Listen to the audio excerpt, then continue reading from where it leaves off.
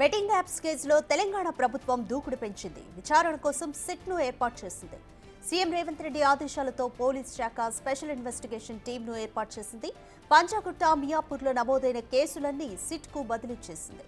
Betting apps నిర్వాహకులు, apps ను promote చేసిన సోషల్ మీడియా ఇన్ఫ్లుయెన్సర్లను ప్రశ్నించనుంది సిట్. వేల కోట్ల రూపాయలు లావాదేవీలు జరిగాయన్న ప్రచారం నడుస్తోంది. కొందరు యూట్యూబర్లకు హవాలా రూపంలో డబ్బులిచ్చారన్న ఆరోపణలు ఉన్నాయి. దాంతో నిజాలను నిగ్గు తేల్చనుంది సిట్. సిట్ ఏర్పాటుతో బెట్టింగ్ ను ప్రమోట్ చేసిన వారిలో టెన్షన్ మొదలైంది. విచారణకు హాజరు కావాల్సిందేనని ఇప్పటికే హైకోర్టు స్పష్టం చేసింది.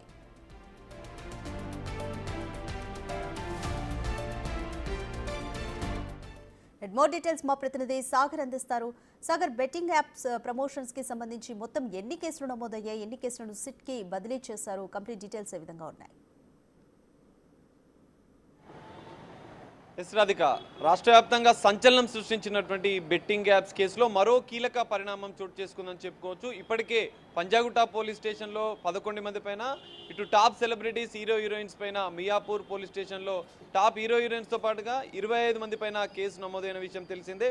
సో ఈ 2 కేసులతో పాటుగా రాష్ట్ర వ్యాప్తంగా బెట్టింగ్ యాప్స్ సంబంధించిన కేసులు నమోదవుతున్న నేపథ్యంలో సీఎం రేవంత్ రెడ్డి ఆదేశాల మేరకు పోలీస్ శాఖ కీలక నిర్ణయం తీసుకుంది. సిట్ ఏర్పాటు చేస్తున్నట్లు కూడా ప్రకటించింది. ఈ నేపథ్యంలో మనం చూడొచ్చు, పంజాగుట్టలో ఇప్పటికే 5 మందిని విచారించిన పోలీసులు విచారణకు సంబంధించిన స్టేట్మెంట్ను, మరికొంతమంది కేసు వివరాలను కూడా ఇప్పటికే సిట్కు అందించినట్లుగా కూడా తెలుస్తుంది. ఇదే సందర్భంలో ఇటు మియాపూర్లో నమోదైనటువంటి 25 మంది హీరోయిన్స్, సెలబ్రిటీస్, సోషల్ మీడియా ఇన్ఫ్లుయెన్సర్లతో పాటుగా కీలకంగా మియాపూర్లో నమోదైన 19 మంది బెట్టింగ్ యాప్స్ నిర్వాహకులు, యజమానుల కేసు వివరాలను కూడా సిట్ సేకరించినట్లుగా కూడా తెలుస్తుంది.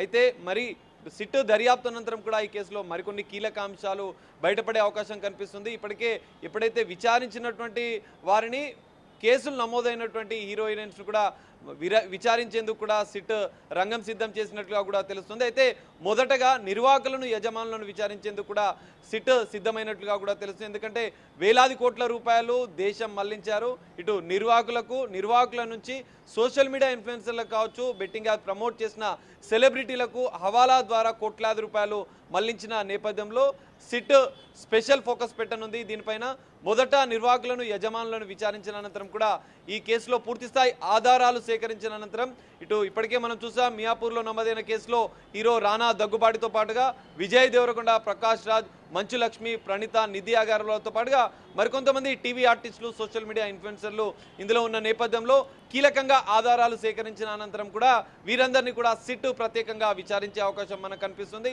మనం ఇదే సందర్భంలో చూడొచ్చు, సిట్ ఏర్పాటుకు ఉన్నత స్థాయి కమిటీని వేసినందుకు కూడా ప్రభుత్వం నిర్ణయం తీసుకున్నట్లుగా తెలుస్తుంది. ఒక అడిషనల్ డీజీ స్థాయి హోదాలో, సీనియర్ ఐపీఎస్ అధికారి హోదాలో ఉన్నటువంటి అధికారి అధ్యక్షతన సిట్ ఏర్పాటుకు సిద్ధమైనట్లుగా కూడా తెలుస్తుంది. మరి సిట్ ఏర్పాటు అనంతరం కూడా ఇప్పటికే మనం చూసాం, కొంతమంది సోషల్ మీడియా ఇన్ఫ్లుయెన్సర్లు, సీరియల్ ఆర్టిస్టులు కూడా హైకోర్టును ఆశ్రయిస్తున్నాయి ఈ కేసును కొట్టివేయాలంటూ. కానీ హైకోర్టు ఖచ్చితంగా విచారణకు హాజరు కావాల్సిందే అని తేల్చి చెప్పడంతో మరి వీరందరినీ మరోసారి సిట్ కూడా విచారించే అవకాశం ఉంది.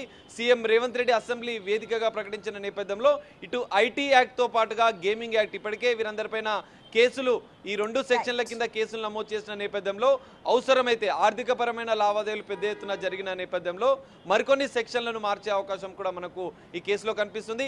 సిట్ విచారణ అనంతరం కూడా మరికొన్ని కీలక అంశాలు ఈ కేసులో బయటపడే అవకాశం కూడా మనకు కనిపిస్తుంది. Radhika, thank you.